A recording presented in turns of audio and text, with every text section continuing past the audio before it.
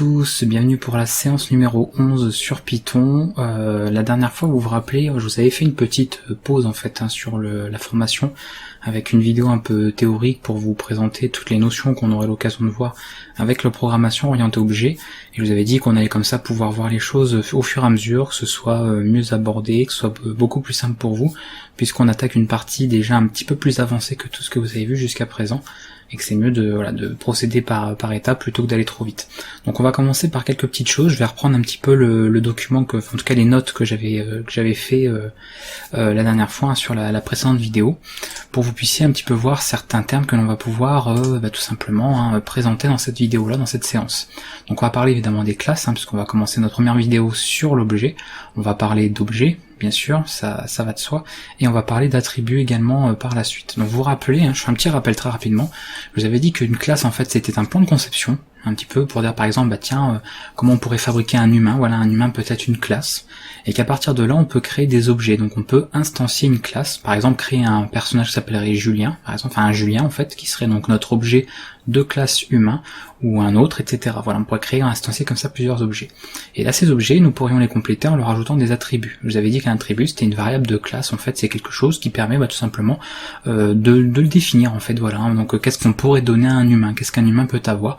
Il peut avoir un prénom, il peut avoir un âge, une taille, un genre, etc. Donc, on peut rajouter plusieurs choses comme ça, et ça permet de définir des attributs. Donc, on va se contenter de voir un petit peu tout ça dans cette vidéo-là.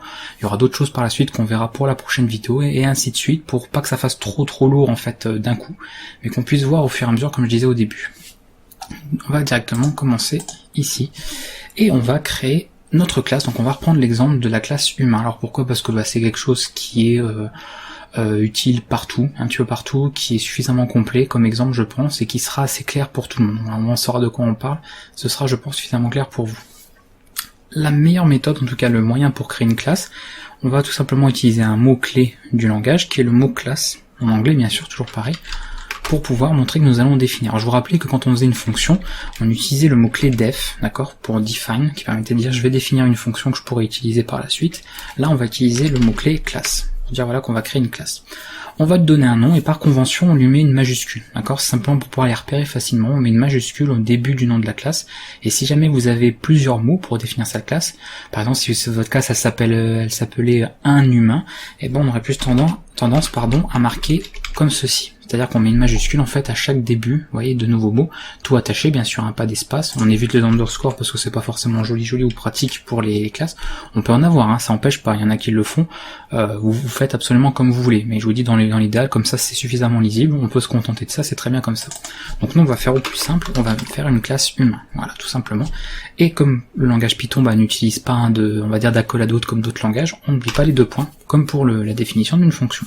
Et là, à la ligne, avec la petite tabulation, on va pouvoir définir notre classe. Voilà, tout simplement. C'est juste ça, d'accord? Absolument juste ça. Là, on va définir, alors on viendra plus tard, on va définir une méthode un peu particulière, on parlera des méthodes dans la vidéo suivante, ou peut-être une prochaine d'après, pas pour tout de suite, on va éviter de trop avancer sur cette vidéo-là, mais il y a une méthode très spéciale que nous allons voir qui s'appelle le constructeur. Je vous avais dit qu'une classe c'était tout simplement un schéma un peu de conception. Comment tu fabriquerais un humain, et voilà, la classe te permet d'en créer. Ou un animal, ou ça peut être un gestionnaire pour un jeu vidéo, ça peut être la fenêtre par exemple de votre interface graphique, tout ce genre de choses, ce sont des classes qu'on pourrait retrouver dans un logiciel, un programme, un jeu vidéo, ou je ne sais quoi encore. Donc on a une petite méthode particulière qui va s'appeler init. Donc vous verrez, on aura l'occasion d'aborder ces méthodes un peu particulières parce qu'il y en a plein d'autres, mais on va se contenter de celle-là qui va faire office de constructeur. Elle va permettre de construire des objets, donc d'instancier des classes en créant des objets. On va faire comme pour si vous voulez, comme pour la création d'une fonction, les méthodes vont se définir de pareil, on va utiliser le mot-clé def. Alors avant ça, on va par contre mettre une petite indication en fait. Vous allez mettre comme ça trois petits double guillemets, vous pouvez en mettre d'autres, et vous pouvez comme ça mettre une petite définition en fait pour votre classe. On aura l'occasion ça aussi d'en parler dans une vidéo annexe, mais vous pouvez comme ça faire une petite description de votre classe, d'accord? Classe des êtres humains, alors c'est un peu, on va dire pas forcément utile comme comme docstring, mais peu importe. Donc pourquoi une docstring? En fait, c'est une chaîne de documentation qui va permettre de documenter votre code, mais je ferai une vidéo annexe, je pense, un tutoriel en tout cas qui sera disponible pour voir les docstrings, pour comprendre un petit peu comment ça fonctionne. C'est peut-être même déjà en ligne à l'heure où je fais cette vidéo, parce que rappelez-vous que je fais les vidéos pour que ce soit à jour en tout cas dans plusieurs mois, plusieurs années. Donc peut-être que d'ici là la vidéo est déjà en ligne sur la chaîne. Et vous pourrez retrouver comme ça les docstrings, à quoi ça sert, voilà, comment documenter son code. Donc on va juste se contenter de ça, on va faire quelque chose de très simple, et on va créer le constructeur. On utilise le mot-clé def, comme on le ferait pour une fonction, comme vous l'avez vu. Donc je vous recommande bien évidemment de bien être à l'aise avec toutes les anciennes vidéos, hein. Ça va de soi, sinon vous allez galérer un petit peu pour tout ce qui est objet. Et on va lui mettre un double underscore, rappelez-vous, c'est le souligné, donc le tiré en fait du 8. J'insiste bien, il y en a bien deux, d'accord, c'est pour ça qu'il est long, c'est pas un seul symbole en fait, c'est vraiment deux, d'accord, il y a deux caractères, parce qu'on m'avait déjà demandé ça une fois dans un commentaire, et on met le mot-clé init, et je remets un double underscore, voilà. J'ouvre des parenthèses comme pour une fonction, et je vais mettre un petit mot, un petit paramètre, je vais en parler un petit peu après, on met les deux points, voilà, comme pour la création d'une fonction. Et là, je vais mettre le mot pass, pour dire voilà, en fait tu ne fais rien, tout simplement, on va rester là. Et on va quitter la classe, d'accord. Rappelez-vous, ici, là, on n'est plus dans la classe, hein, puisqu'on n'est plus sur la 1. Tout ce qui est en tabulation fait partie de la classe. Dès qu'on revient en retrait, on n'y est plus dedans. Donc là, ici, je peux mettre par exemple lancement du programme, par exemple, voilà. Et on pourra créer une classe. Alors, si je teste, bien sûr comme ça, parce qu'on va commencer par tester directement, voilà. Donc là, on voit bien que le programme s'est lancé, il ne s'est rien passé, bien évidemment, je n'ai fait que définir. C'est comme pour une fonction, j'ai défini une classe, comme j'aurais défini une fonction, mais je n'ai jamais appelé cette classe, ou je n'ai jamais créé d'instance, donc voilà, c'est bien, on a défini la chose, mais c'est tout. Maintenant qu'on a un petit peu notre petite boîte, hein, d'accord, on a notre petite boîte avec notre constructeur de cette boîte, donc d'humain, en l'occurrence, on aimerait pouvoir instancier. On va donc créer un objet, qui sera de classe humain. Et cet objet, on va le stocker dans une variable, parce que c'est-à-dire que en créant l'objet, je vais vous l'expliquer un petit peu après, on va en fait créer une instance, cette instance va être stockée dans une variable, et cette variable pourra être utilisée pour faire pas mal de choses après avec. Donc nous, on va l'appeler justement Julien. Alors, faut pas forcément utiliser ça, parce que si en plus plus tard c'est un attribut, le prénom, puis qu'on veut changer de prénom, appeler une variable Julien, c'est un petit peu c'est un peu bizarre en fait, donc je vais même pas l'appeler comme ça, je vais l'appeler par exemple H1, pour humain numéro 1 par exemple, voilà, parce que j'ai pas beaucoup d'idées on va dire pour le nom, et on va tout simplement mettre le nom de la classe et les parenthèses. D'accord? Tout simplement. Là, je lui dis dans H1, tu fais appel en fait à humain. D'accord? C'est une classe, il va la reconnaître puisqu'elle est définie avant. Et là, je vais appeler. Alors vous ne voyez rien puisque je ne fais que pass au niveau du constructeur. Donc si on veut être plus clair, nous, alors on va enlever le pass du coup, parce qu'on va faire quelque chose. On va lui dire tout simplement création d'un humain. Voilà. On a l'impression de se retrouver dans un système de production de création de robots, sauf que là ce sont des êtres humains. C'est un peu étrange. Voilà, je réexécute le code et vous voyez qu'il passe bien effectivement dans le constructeur, il crée un humain. Donc pour résumer, qu'est-ce qui se passe? Quand vous faites ceci, on fait appel à la classe, d'accord? Il va chercher la fameuse méthode init, hein, donc qui est constructeur, il va le chercher, il va voir comment il est défini. Donc là on a mis que self, mais je vais vous expliquer ce que c'est. Self en fait c'est tout simplement ce qui cible l'objet lui-même qu'on est en train de créer. Là, on fait certaines choses, donc là, on fait qu'afficher un petit texte, et ensuite, ça va rendre, donc c'est comme ça, même si vous voyez que là, il n'y a pas de return, le constructeur va rendre self, donc c'est-à-dire, il va rendre l'objet que l'on vient de créer. Et tout ça, donc tout ce qui est retourné, l'objet, on va le stocker grâce à l'affectation ici, dans H1, qui est notre variable, avec laquelle on va pouvoir faire plein de choses par la suite. Pour le moment, on va pas faire grand-chose, mais par la suite, ce sera très utile. Voilà, vous savez en tout cas comment créer une variable, donc la définir, et comment instancier, créer une classe, pardon, je suis un petit peu fatigué, je me mélange les pinceaux, et instancier une classe en créant un objet. Voilà, ici l'objet H1. C'est aussi simple, il n'y a pas plus compliqué, enfin il n'y a pas plus simple, bon, en tout cas on peut pas faire plus simple, et c'est pas plus compliqué que ça. C'est vraiment très très simple à mettre en œuvre. Et là on va pouvoir travailler avec ça. Je peux en créer un deuxième, d'accord? Je peux très bien créer H2, qui serait un autre humain, et vous allez voir que je vais avoir deux fois la ligne création d'un humain, puisque j'en crée absolument deux. D'accord? Lancement du programme, il en crée un deuxième. Alors on ne sait pas qui est qui, puisqu'on ne l'a pas détaillé, mais il est là. Voilà, on sait qu'en tout cas il est là, donc il n'y a pas de souci. D'ailleurs, on peut s'amuser à faire ceci. Vous voyez, je mets un virgule avec un self, et là vous voyez, il vous met des adresses bizarres. Alors, on voit que ce sont pas tout à fait les mêmes adresses. 001 AB 7B8 et là c'est 7F0. Donc c'est une adresse en fait qui permet de vérifier en fait où se trouve l'adresse en fait de l'objet qu'on a créé. Donc il vous met main. Bon, ça c'est parce que c'est le programme principal. On l'avait vu la dernière fois, ça que main en fait c'était le code principal. Vous voyez que ça paraît, c'est avec de double underscore. Et il vous met point humain qui est un objet, d'accord. A, donc stocké en fait à l'adresse Intel, voilà, en mémoire, etc. Donc on arrive bien comme ça à distinguer les deux, on voit que ce sont pas les mêmes. Donc il y a bien deux objets qui ont été créés, c'est pas juste caché ou de la triche, il y a vraiment deux objets que nous avons créés. Voilà, pour ça. Alors je vais enlever le self parce que c'est pas utile, ça sert à rien de l'afficher, puisqu'il est retourné. Voilà. Ça c'est la partie définition de classe, donc et instanciation pour créer des objets. Donc vous savez faire ça. Nous on va compléter maintenant avec des attributs. Les attributs, alors de base, un attribut il va appartenir à une classe, seulement à elle. Donc nous, l'humain, on va lui définir des attributs. Comment on va les définir? On peut les définir dans le constructeur, tout simplement. Donc on peut dire par exemple qu'on va avoir un prénom.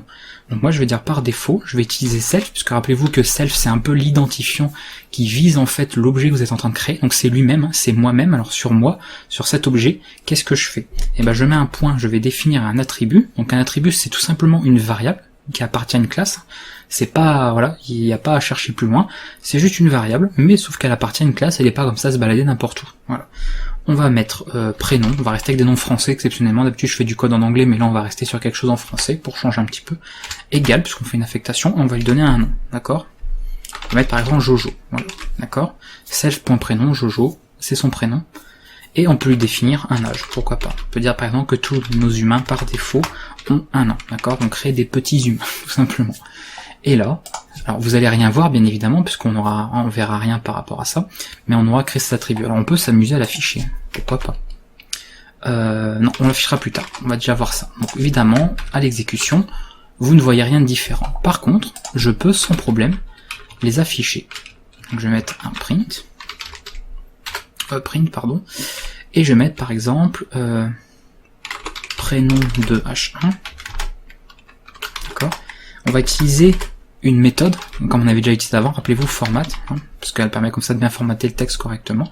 Et comment on va récupérer en fait cette variable ici, comment je peux accéder au prénom en fait de l'objet? Eh bien, l'objet il faut son identifiant dans le code principal.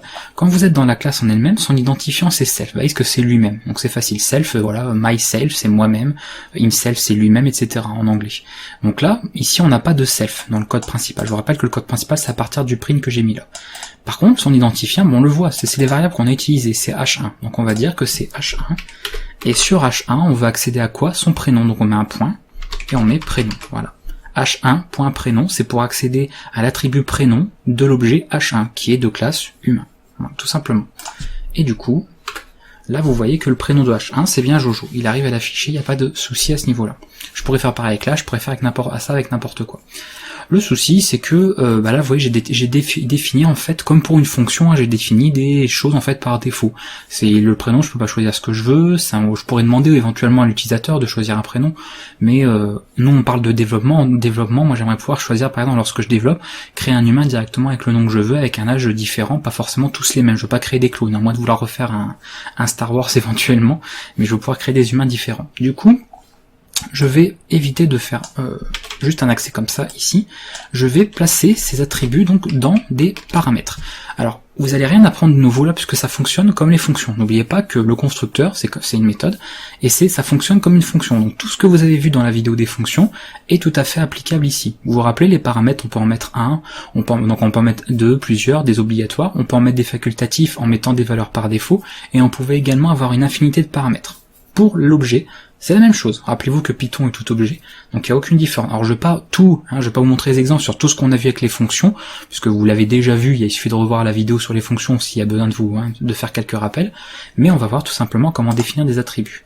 Alors self, il doit toujours rester en premier. Voilà, on décrit toujours en premier, l'objet lui-même. On l'indique toujours en paramètres, c'est mieux de le faire. Et après, avec une virgule, on peut définir les attributs qu'on veut. Prénom et âge, tout simplement, ce qu'on avait pris tout à l'heure. Et là, comment on va pouvoir tout simplement les associer à notre objet? Vous le savez, je pense que vous l'avez compris. Rappelez-vous, dans la classe, l'objet c'est quoi? Son identifiant, c'est le fameux self, point, et on va dire prénom. Et on va le faire stocker, par exemple, prénom. Alors, je vais changer les noms, oui, parce que ça va être un peu bizarre. Qu'est-ce que je peux dire? Allez, on va mettre comme ça. Je vais mettre un C pour classe, d'accord?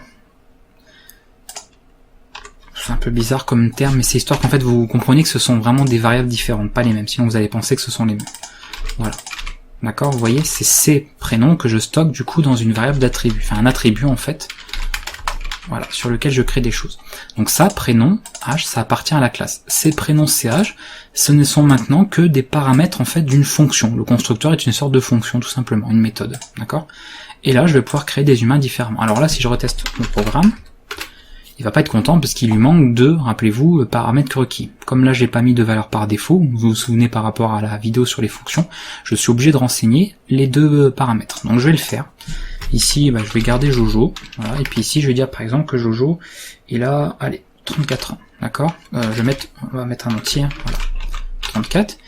Et puis là, on va avoir, je sais pas moi, Albert. Alors, je suis très imaginatif sur les prénoms. On va mettre 17, voilà. Hop. Python, il crée bien les humains. Alors oui, je l'ai évidemment pas affiché, c'est embêtant. Et bien on va afficher ici, on va mettre print prénom de H1. Changer tout simplement. Voilà. Oups, si je le colle pas, ça va poser problème. H1.prénom. Et puis là, on va reprendre la même chose, mais avec l'H cette fois-ci. Donc je fais un peu de copier-coller. Voilà, H de H1. Ok, et là on fait la même chose pour H2. Montrer qu'il y avait une différence, sinon ça ne va évidemment avoir aucun intérêt. Voilà, ok. Donc j'ai rien fait, juste fait du copier-coller pour afficher tout simplement chaque attribut pour chaque objet. H1.prénom, H1.âge, H2.prénom, H2 pardon, .âge. Et là, on a bien les informations différentes, d'accord? Jojo 34, Albert 17, tout simplement. On a défini comme pour une fonction, d'accord? On a choisi des paramètres sur lesquels on peut rentrer. Si par défaut, je veux pouvoir avoir un prénom, je peux mettre, voilà, comme ceci. Comme pour ce qu'on a vu sur les fonctions, c'est exactement pareil. Ce qui fait que si je mets, par exemple, je sais pas moi, ouais, si je fais ça. Alors non, c'est âge, pardon, égale 34, et puis lui, par exemple, on va laisser comme ça. Pourquoi pas? Voilà. Alors par contre là il est pas... ah oui, ce qu'il va me garder pour self, ça va être embêtant. C'est pas ça que je voulais faire. Ah, attendez. On va garder Jojo. Voilà, plutôt comme ceci juste. On va garder comme là. Et on va mettre par exemple que l'âge par défaut serait égal à 1. Donc ici vous voyez je renseigne que le prénom, je renseigne pas d'âge. Et normalement, vous voyez, il met automatiquement l'âge par défaut. Comme pour les fonctions. Que l'âge est égal à 1. Alors si j'ai mis pour le premier, il faut faire gaffe parce qu'il y a le self, donc sinon il faudra que je renseigne le self à l'appel pour éviter faire respecter l'ordre, puisque ici implicitement on a le premier argument en fait c'est pas prénom, c'est l'objet lui-même. C'est un petit peu il y a une petite distinction en fait, une petite différence par rapport aux fonctions simples, mais pour le reste c'est le même fonctionnement, tout pareil. Voilà, donc on peut après, vous voyez, on peut avoir des attributs pardon, avec des valeurs par défaut, on peut avoir des attributs, une infinité d'attributs, même si je vois pas trop l'utilité, mais pourquoi pas, admettons. Et c'est des choses qu'on peut faire sans problème en objet, ça fonctionnera, et vous pouvez définir des personnages comme ça. Alors plus tard on verra que quand on veut par exemple afficher le prénom ou autre, on peut faire comme ça. Il y en a peut-être, si vous avez fait notamment d'autres langages de programmation objet comme le C++, vous allez vous dire, ouais, il affiche directement en fait les attributs d'un objet comme ça dans le code, alors que en C++ on nous dit qu'il faut pas faire ça. Il faut utiliser ce qu'on appelle des accesseurs, les get quelque chose, get prénom, get âge, ou des setters quand on veut modifier. Il faut savoir que Python fonctionne pas sur les mêmes règles, d'accord? Python ne demande pas, on peut en faire, il y a des accesseurs, on peut très bien faire ça en Python si on veut, si on aime bien la philosophie un peu du C++ là-dessus, ou d'autres langages comme le C# ou autre, on peut s'amuser à faire ça. Mais en Python, de base, il n'y a pas cette norme en fait de faire des accesseurs. C'est si on veut accéder à un attribut, on met le nom de l'objet point le nom de l'attribut. Si on veut le modifier, on mettra le nom de l'objet point l'attribut égale autre chose. Pourquoi je vous dis ça? Je vais reprendre l'exemple ici de notre fameux Jojo. Vous voyez que là j'ai affiché son prénom, son âge. D'accord. Alors je vais remettre autre chose ici. C'était quoi, 34, voilà que j'ai mis. Et d'un coup je vais changer en fait un des attributs. Je vais dire que h1.prénom, ça change. D'accord. Il va s'appeler Thomas, ok. Et du coup, je vais pouvoir afficher son nouveau prénom, d'accord. Vous voyez que le changement s'opère, d'accord. C'est-à-dire que depuis le code principal, en fait, j'ai pu modifier un attribut d'une classe, voilà. En C++, ça, c'est au niveau de la norme, c'est interdit.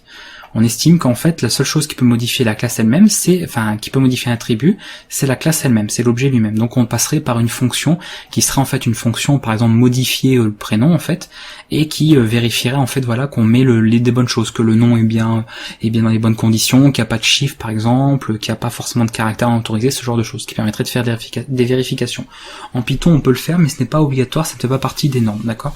Faire ça en Python, c'est tout à fait normal, tout à fait, on va dire, dans les normes. Si vous faites ça en C++, par contre, vous allez vous faire taper dessus par ceux qui déjà ont C++. C'est pas la même philosophie, simplement, voilà. Faut respecter, accepter les philosophies de chacun des langages, pas tout mélanger non plus, mais voilà. Là, on est en Python, donc vous pouvez faire ça pose aucun problème. Le Python, voilà, les gens développent comme ça a toujours été comme ça changera peut-être un jour. Après, il y en a qui veulent quand même utiliser des accesseurs. Chacun est libre, chacun fait comme il veut. Si vous voulez passer plus tard par une méthode, comme on le verra dans la vidéo suivante, pour modifier les attributs par exemple d'un objet, libre à vous. Ce sera pas moins bien, ce sera pas mieux, ce sera simplement différent, tout simplement. Voilà pour ces attributs, notamment des modifications. Donc on peut, sans problème, modifier ces attributs, modifier ce genre de choses. Alors on va pas faire grand chose dans cette vidéo parce que je veux pas aborder les méthodes tout de suite. Pour pouvoir faire, par exemple, on va faire des choses à notre objet, sinon on va directement dériver et rajouter du contenu. Et je veux qu'on reste sur des choses assez basiques pour commencer, qu'on commence vraiment doucement. Par contre, on va terminer pour cette vidéo sur à parler des attributs de classe. C'est très simple aussi. Alors je vais reprendre cet exemple là. Donc j'enlève tout, tout le texte que j'ai. Non, je vais garder le texte que j'ai mis là, ici. Et comment vous dire, voilà ceci. Et l'attribut de classe, c'est tout simplement un attribut qui n'appartient pas à un objet en particulier, mais qui appartient, il est le même en fait pour tous les objets de la classe que vous allez créer. Et comment on le différencie? Au lieu de le créer par exemple dans le constructeur, ou dans une méthode qu'on aurait, on le crée dans la définition de la classe elle-même. Rappelez-vous, un attribut c'est une variable. Donc je peux tout simplement la mettre ici par exemple. Alors, le genre de choses qui peut être utile, qu'on fait souvent, c'est, ça beaucoup le font, c'est par exemple une variable qui dirait le nombre d'objets que l'on a créés. Pour un logiciel, ça peut être le nombre de licences qui ont été activées, ce genre de choses. D'accord? Ça peut être pas mal d'idées. Qu'est-ce que ça peut être? Alors là, par contre, on parle d'humain, on parle d'unité, on peut imaginer par exemple faire une armée. On peut très bien avoir une fameuse, tout simplement, mettre humain. D'accord? Humain créé. Comme ceci, donc c'est vous voyez qu'il est en dehors du constructeur, on fait humain créé égale 0, et après du coup, une fois que là on a fait l'humain, on peut dire du coup que humain créé, d'accord, a augmenté de 1, ok, plus exactement, pardon, comme ceci. Alors pourquoi je fais ça? Parce que c'est pas en fait lié à quelque chose. C'est-à-dire si je fais self, je vais créer un attribut de classe humain créé qui ne serait pas le même. Là, je lui dis en fait que dans la classe humain, il y a un attribut de classe, donc pas un attribut tout court, un attribut de classe qui s'appelle comme ceci, et je fais une modification dessus. Donc c'est bien, vous voyez la différence. Quand ça appartient à l'objet en lui-même, c'est self, c'est lui-même. Quand c'est un attribut de classe, on met le nom de la classe, point, la variable. Donc c'est quelque chose qui va être en dehors, donc ici. Et là, chaque fois que je vais créer en fait un personnage, donc je peux l'afficher, je peux faire, voilà, humain existant par exemple, donc je vais mettre ça, point format, là je vais mettre, vous voyez, humain en fait, parce que c'est pas lié à un objet, rappelez-vous, c'est lié à la classe, donc je mets humain, point, humain créé, d'accord, comme pour ici en fait, comme ce que j'ai fait là. Donc je vais afficher ça, et puis là je vais en créer un deuxième, je vais créer H2, comme j'avais dit au début, humain, on va reprendre Albert, oula, hop, et on va afficher cette nouvelle ligne. Et là on va voir un peu la différence. Voilà. Création d'un humain, d'accord, il vous met qu'humain existant, il y en a un, et là humain existant, il y en a deux. Vous voyez, la variable va être la même pour tout le monde. Il va pas remettre à 0, en fait, le compteur. Alors si on l'avait créé comme une variable pour l'objet, elle serait à 0 pour chaque objet, et du coup en faisant plus 1, elle passerait à 1 pour tous les objets. Et là on aurait 1 et 1 pour chacun, puisqu'ils auraient une variable à eux seuls. Ils auraient chacun leur propre variable. Alors comme un attribut normal, et comme ils ont leur prénom, par exemple, leur prénom, ils ont chacun leur prénom, chacun leur âge, là ils auraient chacun leur humain créé. Alors qu'ici, en le mettant en dehors, on en a fait un attribut de classe qui appartient non plus à l'objet, mais à la classe en général. Et du coup, tous les objets ont accès à cette même variable. C'est un peu une variable globale en fait pour tous les objets que vous créez, toutes les instances que vous créez pour cette classe. Tout simplement. Si je peux le résumer, en tout cas, c'est comme ça que je le ferai. Voilà, puis écoutez, je pense qu'on a fait un peu le tour pour cette vidéo là. Je voulais rester sur tout ce qui est classe attribut, je voulais pas trop compliquer, pas trop en dire parce que il y a beaucoup de choses en objet, donc on va y aller tranquillement pour que ce soit pas trop, on va dire pas trop long et pas trop éprouvant pour vous si vous démarrez. Surtout que la formation Python est l'une des plus accessibles quand vous êtes débutant en informatique, donc j'essaie de faire quelque chose le plus simple possible en tout cas pour que ça vous encourage par la suite à apprendre d'autres langages plus compliqués ou d'autres technologies tout simplement. Voilà, donc on va en rester là pour cette petite séance numéro 11. Dans la prochaine, on parlera des propriétés un petit peu. On va voir les méthodes, parce que là c'est bien, on a créé des objets, on a créé des humains, mais on aimerait leur faire des choses, les faire parler, pourquoi pas leur faire voilà, des actions, tout simplement. Donc ce seront nos méthodes. Rappelez-vous, les méthodes, ce sont tout simplement des fonctions qui appartiennent à une classe, d'accord? C'est rien de plus, rien de moins. C'est simplement une fonction, mais propre à un objet. Quand on parle d'objet, on dit des méthodes. Quand on parle de procédural, par exemple, on parle de fonctions. Et sur des anciens langages, on parlait carrément de procédure. Voilà, les noms ont changé, mais en fait, c'est un petit peu la même chose. Voilà. Et puis on verra donc dans cette 12e séance, on regardera un petit peu tout ça, on parlera des méthodes, on parlera des propriétés, et de pas mal d'autres petites choses liées justement à ce qu'on peut faire avec nos différents objets que nous avons créés. À très bientôt.